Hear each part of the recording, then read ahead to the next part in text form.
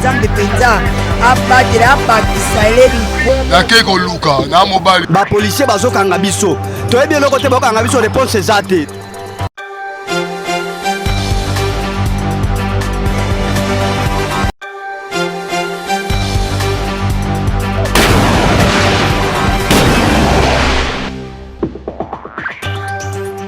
Magafem Yamokula Lelo Yango et Bandi, merci pour la confiance et fidélité. Nabi qui vous a tellement ébélé à Kolanda.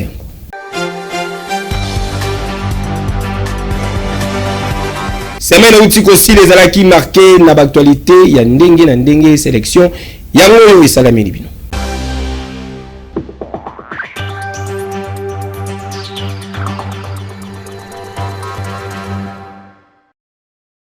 Profitons de la présence naïe na Gabon, son excellence Félix Antoine Tshisekedi Tshilombo, président de la République démocratique du Congo, na cadre ya visite privée, président de la République ya Gabon, son excellence Brice Clotaire Oligui Nguema a convenaki homologue naïe na visite ya ba principaux chantiers oyezali ko illustrer transformation progressive ya capitale gabonaise. Les deux chefs d'état batambolaki na ba site ebele emblématique ya Libreville, notamment Nabé Yabaroa, Tour ya Libreville, Cité ya Emeraude ainsi que Musée Omar Bongo Odimba, Obo en sigle, Oyezwami na Palais des Congrès ya Cité de la démocratie. Visite Oyo et permetaki na président congolais à découvrir quelques réalisations majeures Oyezali ko engagé na cadre ya politique ya modernisation et développement urbain porté na la plus haute autorité gabonaise. À l'issue ya visite Oyo, président Félix Antoine Tshisekedi Tshilombo Fachi Beton atalisaki ke azali particulièrement impressionné na transformation engagée na Libreville. Le Gabon est en train de se transformer, de se moderniser. Et tant mieux pour le peuple gabonais, tant mieux pour l'Afrique, parce que c'est un devoir pour nous, les générations d'aujourd'hui, de planter le décor pour permettre aux générations futures de continuer avec le développement de l'Afrique. On dit souvent que l'Afrique c'est l'avenir du monde, mais là, on le voit par les œuvres. Il faut le faire par les œuvres et pas rester uniquement dans les théories. Ce sont des modèles à suivre et je suis très fier, je félicite le président Oligui. C'est bon, comme je l'appelle, très affectueusement. C'est bon pour ce qu'il fait, il est dans le bon. C'est vraiment bon. Il y a qu'à rappeler que visite Oyo et Zalaki également occasion pour l'aider chef d'État à réaffirmer les liens d'amitié, y a fraternité, paix, y a coopération Oyo Zali Kosangisa Gabon, paix République démocratique du Congo tout en mettant en lumière effort entrepris na Gabon pour na amélioration durable, y a cadre de vie, y a population paix pour renforcer attractivité na yango. Ah oui, Boyende Izalaka. Yo.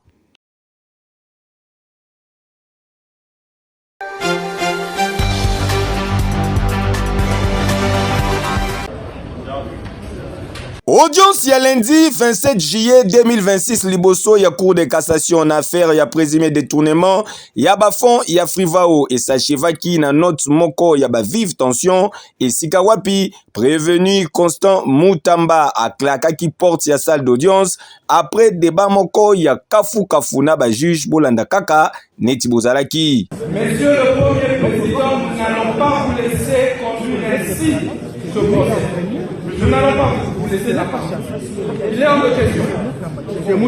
Il est hors de question de laisser la parole. Comment vous avez joint la jonction que vous avez faite la fois? Ça sert à quoi? Ça sert à quoi? La litiscendance ex-abrupte que vous avez organisée. Non, il est hors de question. Nous avons le droit à la parole. Accordez-nous la parole, s'il vous plaît. Accordez-nous la parole. Si vous voulez condamner, mais condamner sans entrer dans le fond. Monsieur le Premier Président, nous avons la parole. Liboso Yabapanzi Isango, ancien ministre ya Justice, maître Constant Mutamba, a télémelaki makasi déroulement ya procédure. Combattu un système, le système mafieux, qui détruit ce pays, qui met à genoux ce pays, qui paupérise notre peuple. Et se sont organisés en un petit groupe pour non seulement me condamner injustement, mais aussi et surtout m'arrêter illégalement. Le peuple, vous avez continué à défendre la vérité et la justice. J'ai été hospitalisé pendant 10 mois. Lorsque les léopards se sont qualifiés au mondial et que le chef de l'État, son Excellence, M. Félix Tshisekedi, a organisé leur accueil devant ou à l'esplanade du palais du peuple, le peuple congolais a exigé, a réclamé la libération d'un innocent, l'ancien ministre de la Justice et garde de Sceaux, Constant Moutamba. Et cela n'a pas plu à mes adversaires politiques. J'ai des audios. Juste après cette réclamation populaire, ces réseaux s'étaient encore constitués, réunis. Ils ont dit comment on va clouer cet innocent, ces braves, ces révolutionnaires panafricains. Ils se sont décidés de ressurgir un dossier qui avait déjà été clôturé. Les dossiers Frival, un faux dossier.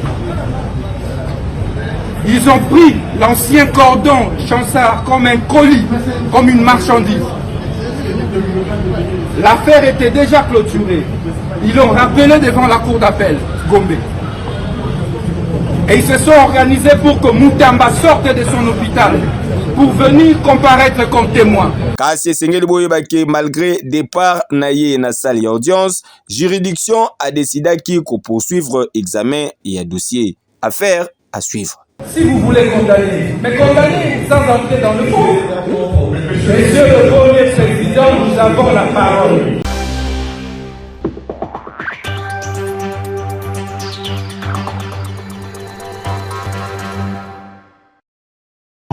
Kabila azana soutien ya Kagame.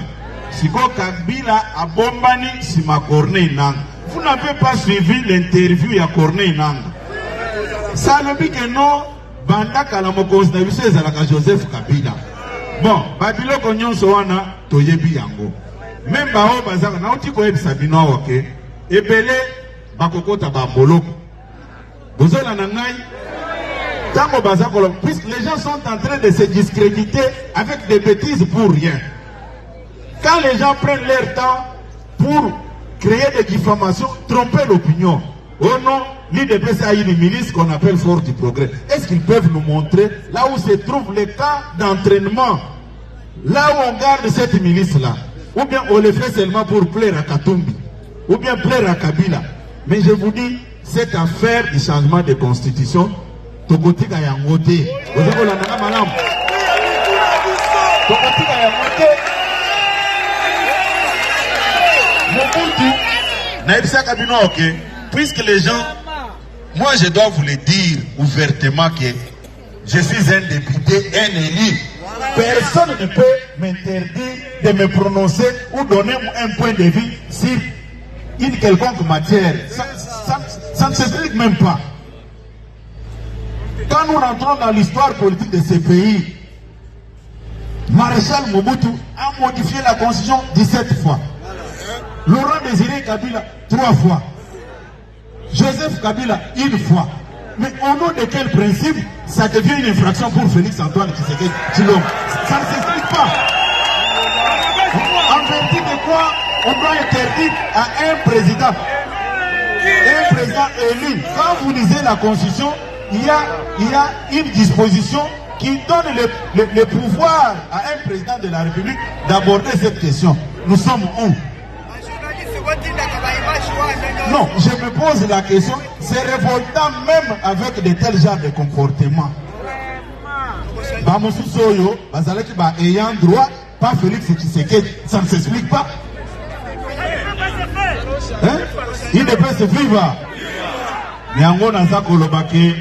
Les gens qui crient de gauche à droite, hier j'ai vu dans les réseaux sociaux, les gens en train de m'envoyer des publications. D'ici les 30 et d'ici le mois d'octobre, Kabouya sera sanctionné. Ça va changer quoi? Ça va changer quoi? Non, ça va changer quoi? Hein? Combien de fois maman na kanga na voyage à Kago na zoke de poto? Oh, na zona pas compte na poto?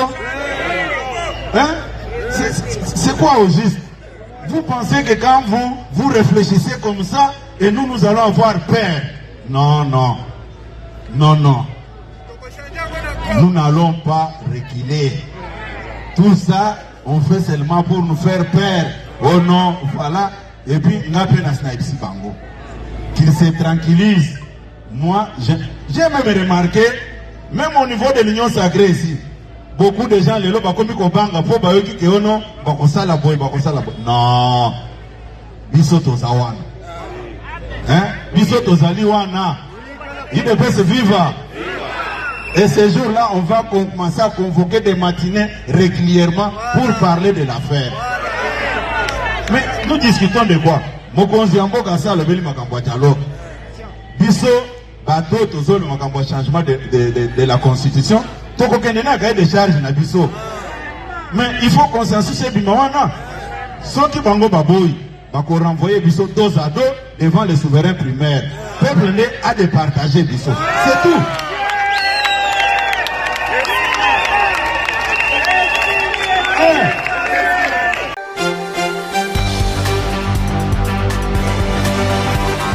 Boya, Bayubi Moto, au secours, au secour, au secour, au secour, Seigneur, Seigneur, Seigneur, ah, mon Dieu, mon Dieu, mon Dieu, mon Dieu, pourquoi ça,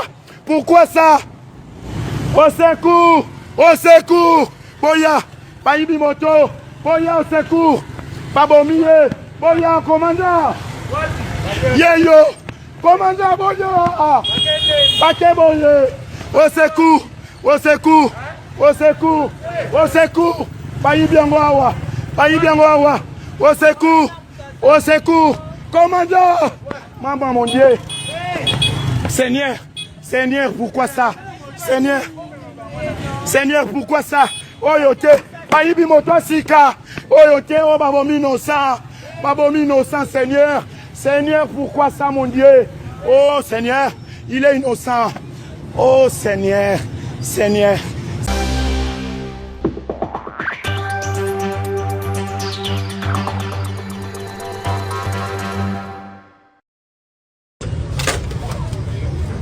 Opération Ndobo Kanga lobby eleki commissaire provincial et à la police nationale congolaise en charge de la ville province de Kinshasa, le général Israël Kantou Bakulu a kitaki na quartier Kingabwa tozalia wana commune ya Limete pour na kosala lancement officiel ya nouvelle phase oyo ezali ko viser na éradication ya phénomène kuluna na ville province ya Kinshasa.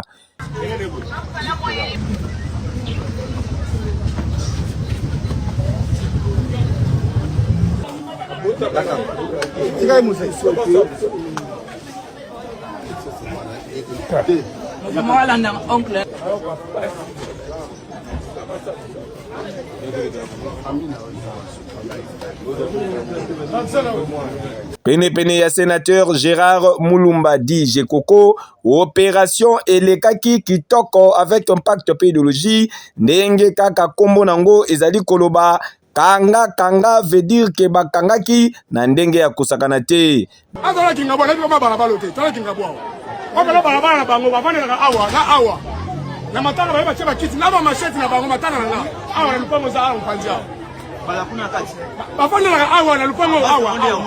Na hivi kuzo bavanda ka bele bavanda ka awa na libandao. Moi je suis mbinga za awa hade ka kutu avanda machete nao. Avanda machete za kana na. Avanda ka 0 meter. Kombo na ilani. Samso azala kasho azala kuna na nini ipe kufanya kachanda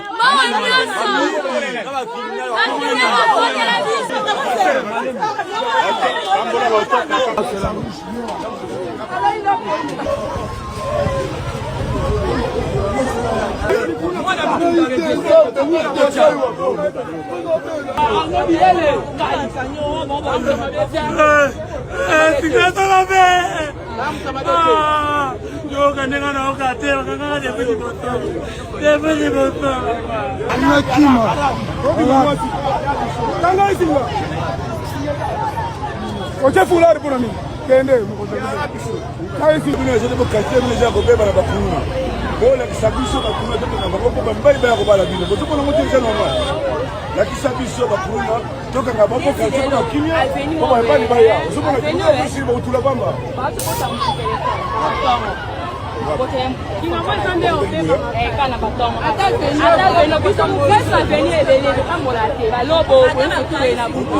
Nasuka ya opération, commissaire provincial et la police nationale congolaise en charge ya ville ya Kinshasa, le général Israël Kantubakulu, le policier du peuple à Salaki Communication Oyo. Maman, même papa, yangamou ya Kingawa Oyo. Ce n'est que le début.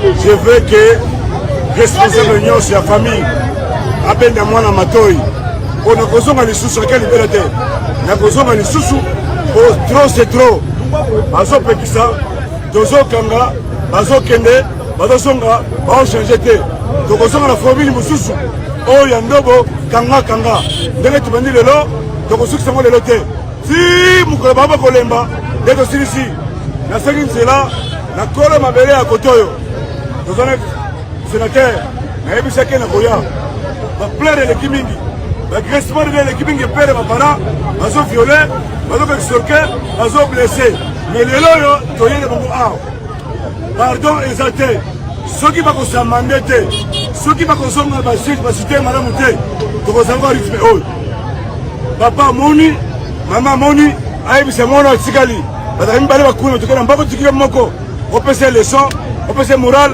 à comprendre. Tala! En tout cas, Tobandike Yambala Oyo et Kosimba po awa na ville province ya Kinshasa, tolembi likambu ya phénomène kuluna, trop c'est trop. Eke yo!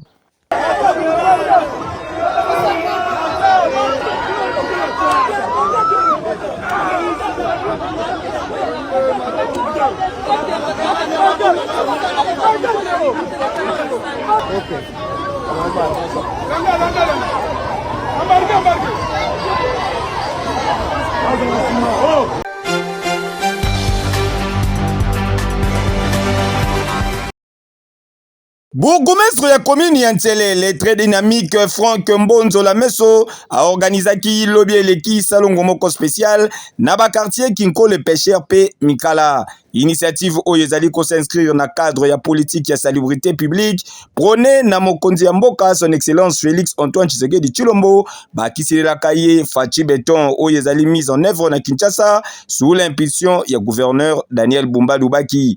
Accompagné na brigade d'assainissement, bourgmestre Franck Mbonzo la Meso a supervisaki personnellement ba misala ya nettoyage ya kirage pe ya évacuation ya ba déchets na plusieurs acteurs ya les deux quartiers. Objectif ezalaki ya ko améliorer cadre de vie ya ba habitants pe ko renforcer lutte contre insalubrité. Na occasion oyo Franck Mbonzo la Meso bourgmestre ya commune ya Ntsele abengaki population basala na propriété engagement citoyen pe a rappelaki que prévention et environnement ezali responsabilité moko partagée yango invitaki population basala kaboye mikolo nyonso afin ya ko bâtir commune moko plus propre, saine pe attractive. Très touché na acte oyo babiton ya Mikala pe ya Kinko les pêcheurs babombaki esengo na bango te pe batalisaki ke oyo bourgmestre Franck Mbonzo la Meso azali kosala ezali ko traduire volonté ya ko améliorer ba conditions de vie ya population pe ko répondre na ba priorité na bango. Mona misala ma bourgmestre wa salela bien. Bon, loko na oloba balonga na no bato ba tekaka mpanzi o ne ba cha salité. Salité eleki trop. Musala bourgmestre wa salela bien.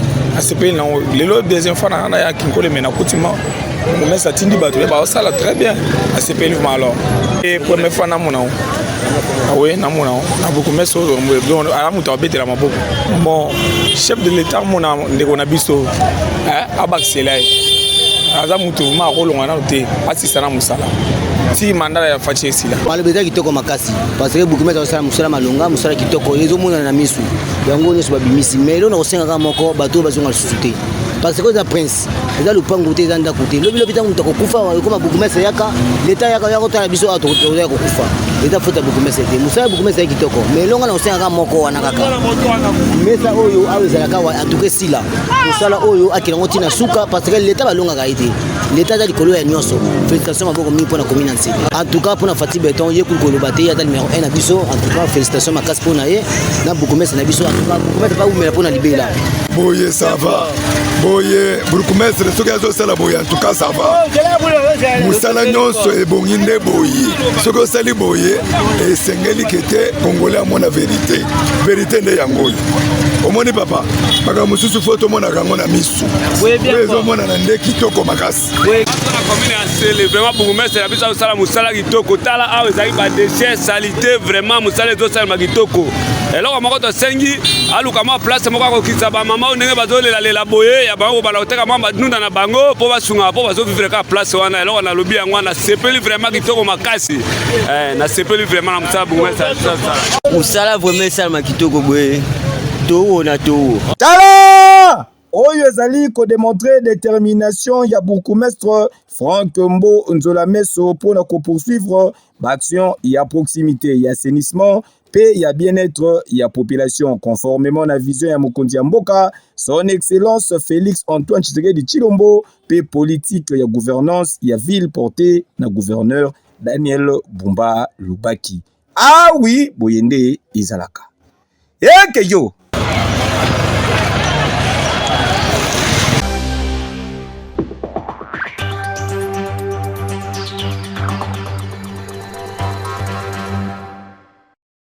Centre culturel et artistique pour notre pays Afrique centrale à la ville province ya Kinshasa et abritaki lobby eleki cérémonie ya remise des prix ya ba bourse excellence ya RDC première édition oyo et Tchaki à l'honneur ba jeune congolais oyo ba se distinguer na ba preuve ya examen d'état édition 2025-2026 moment moko historique pour l'éducation congolaise projet porté pe mise en œuvre dans gouvernement congolais oyo ba tcha liboso excellence na formation ya jeunesse ya juridiction na ye gouverneur ya Lualaba Marie-Thérèse Fifi Masuka Saini autrement appelé Mama ni Mama a salaki personnellement déplacement pour na kokumbe la délégation ya 30 lauréats oyo bayaki ko participer activement na cérémonie monene oyo initié na première dame Madame Denise Nyakeru Tshisekedi, programme national des bourses excellence à RDC et ezali placé sous la responsabilité ya ministère ya enseignement supérieur pe universitaire pe fondation Lona. 55 parmi 185 lauréats bauti na bazone sous occupation ya armée rwandaise bango ba bénéficier na bourse sociale par arrêté ministériel. Tangu Azwaki Maloba, ministre de l'enseignement supérieur et universitaire, a déclaré qui ba chiffre clé. Le programme Excellencia RDC poursuit 3 objectifs majeurs, à savoir promouvoir l'excellence scolaire en stimulant l'émulation chez les finalistes de l'examen d'État, former une nouvelle élite en investissant dans l'éducation de la jeunesse, accompagner les lauréats dans la poursuite des études supérieures au pays comme à l'étranger en garantissant l'égalité des chances et l'absence de discrimination. Délégué Yaba Boursier a exprimé qui reconnaissance na kombo Yaba lauréat nyonso. Nous, boursiers de cette première édition Excellencia RDC, mesurons pleinement la valeur et la portée de l'opportunité qui nous est offerte. Cette bourse représente pour nous bien plus qu'un soutien pour suivre nos études. Elle témoigne de la volonté de l'État congolais d'investir dans son capital humain, de promouvoir le mérite et de donner à sa jeunesse des moyens de poursuivre ses ambitions académiques et de construire son avenir. Natournaye, première ministre, Madame Judith Sumimwa Tuluka Azalaki, Nabamo juste. Le gouvernement de la République a transformé Excellencia en un programme national financé par l'État et doté d'un cadre juridique garantissant sa continuité. Notre pays s'est engagé dans une dynamique nouvelle, celle de bâtir une nation fondée sur le savoir, l'innovation et l'excellence. Cette ambition repose sur la conviction que la richesse la plus précieuse de la République démocratique du Congo demeure sa jeunesse. Pene, il y a la très distinguée première dame, Madame Denise Nyakeru Tshisekedi, président de la République. Son Excellence Félix Antoine Tshisekedi Tshilombo Fachi Beton a procédé qui personnellement na consacration il y a 185 lauréats. Likolo yaba extra de Barimeta Kibango, ba brevet P, ba banderole ya Excellence ya RDC. Ah oui, oyezali ko démontrer façon ni gouvernement ya République démocratique du Congo ezali déterminé pour na ko accompagner jeunesse na likambu etali enseignement pour bangonde bakozala ba futur cadre ya lobby pe bakokumbela République démocratique du Congo. Ah oui, yokani.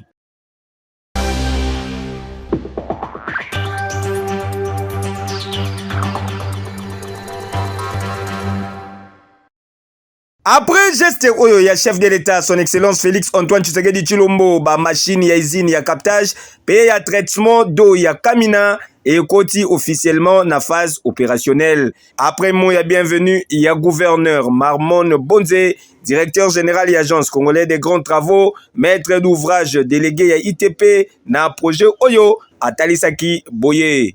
Le projet que le président inaugure aujourd'hui permettra d'améliorer l'approvisionnement en eau potable de la ville de Kamina.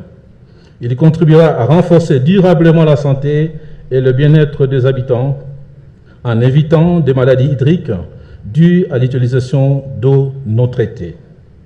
D'une capacité de production de 7000 mètres cubes d'eau par jour, cette usine répondra aux besoins quotidiens de milliers de familles et d'activités économiques de la région. Tout ceci pour un coût total de 13 millions de dollars. Ce projet a été réalisé en 2 phases. La première phase a porté sur la construction des édifices et installation des équipements de captage et de traitement d'eau. Le directeur général de la Régie des eaux, qui en est le principal utilisateur, vous donnera tout à l'heure une description technique plus détaillée. Cette phase comprend le captage de l'eau, son traitement et son stockage en vue de la distribution.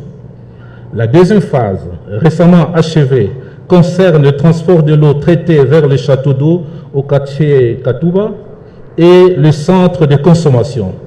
Ce sont donc ces 2 phases combinées que le chef de l'État va officiellement mettre en service dans un instant.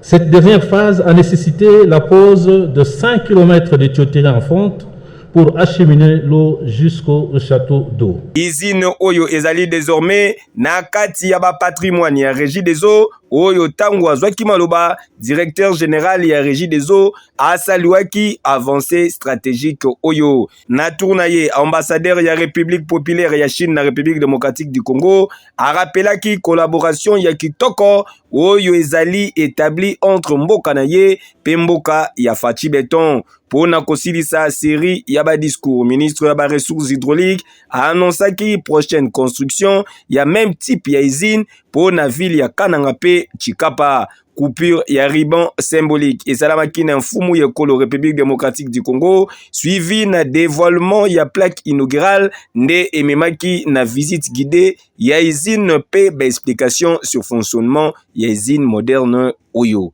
Ah oui, boyende zalaka mboka ezali kotongama. Yeke yo.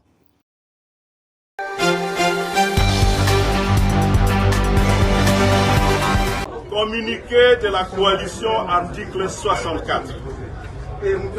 La Constitution n'est pas négociable. Elle s'impose à tous.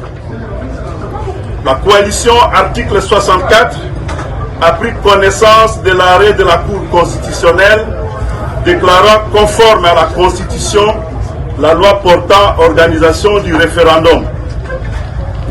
La C64 n'entendait rien de constructif d'une Cour constitutionnelle dont les règles de composition ont été régulièrement corrompues par le régime de Félix Tshisekedi, ont envie d'avoir une Cour aux ordres, privée de légitimité et dépourvue d'indépendance vis-à-vis d'un pouvoir qu'il a asservi. Son arrêt est donc nul et non avenu. L'arrêt de la Cour confirme le complot contre l'ordre constitutionnel et ouvre la voie à la balkanisation de la République. il a prouvé que la Cour constitutionnelle est pleinement plongée en complicité avec M. Tshisekedi dans la criminelle entreprise de renversement de l'ordre constitutionnel.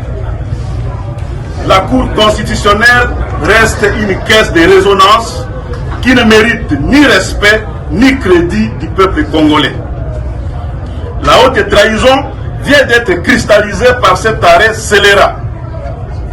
Par ces faits, la C64 rappelle que cet arrêt est une rébellion judiciaire de la Cour constitutionnelle contre le peuple souverain qui la tiendra vaincue et expose tout ce qui concourt à la commission du crime de haute trahison aux sanctions prévues par les lois de la République.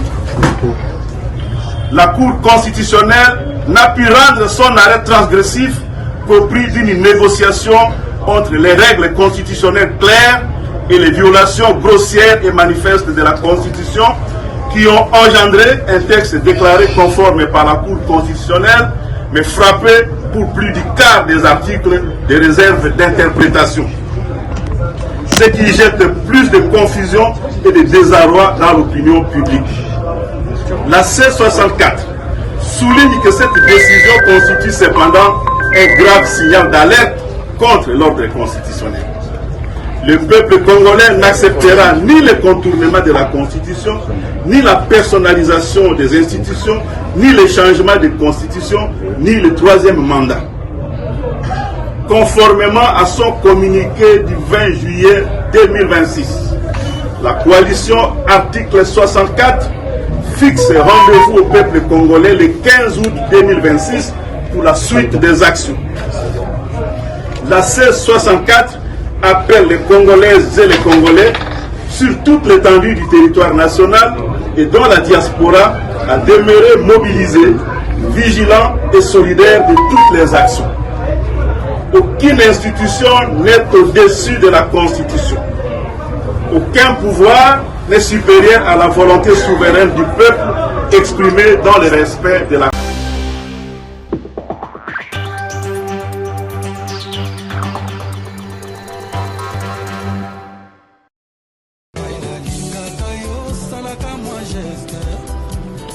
Mbote ya likasu ne tombera jamais ba image oyo ekomi kosala tour ya ba réseaux sociaux ba image ya Sony ezali kolakisa agent moko ya la police ya circulation routière PCR oyo abongwani na véritable site ya péage, veut dire véritable collecteur ya ba impôt tozali awa na mitendi soko zali kokende vers province ya Congo central.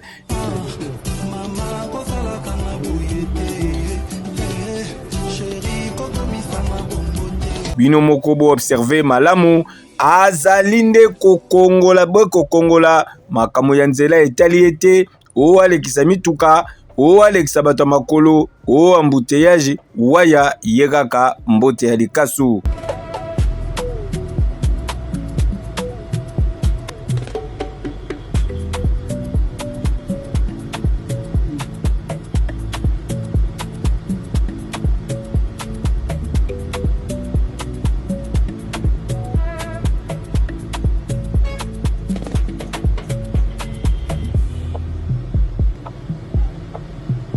Noko oyo azongaka na ye na véritable paquet na poche po imaginer sikoyo ya boye atila yango volonté ya 365 jours.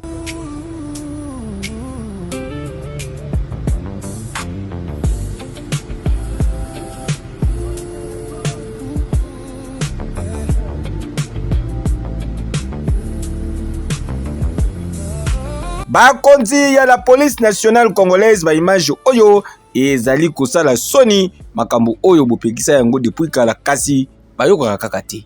Mbote ya likasu ne tombera jamais. Dossier à suivre.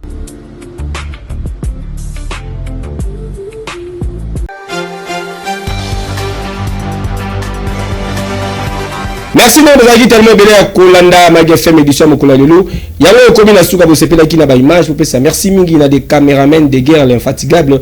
Dans la sati bozalaki na sima caméra régie finale sima maki na directeur technique na biso Gela Mouya, autrement dit Coco Mouya. Bamata Bakita Baba Lukan Mabele fils Maniboika machine na préférable. nzambe mpenza abatela abakisa eleli nakei koluka na mobali bapolisier bazokanga biso toyebi eloko te bakokanga biso réponse eza te